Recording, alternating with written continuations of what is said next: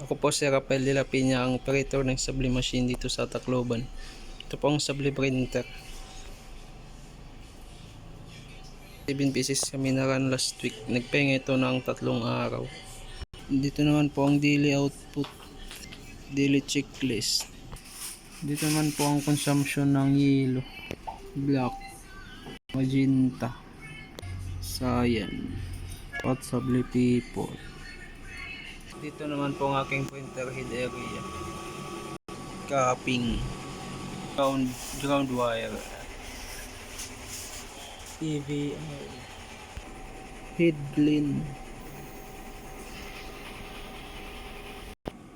After headline, linisin ng wiper at capping.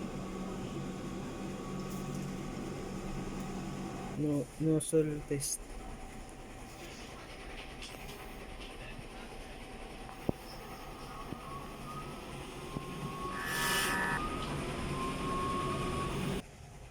Ito ang ink tank area.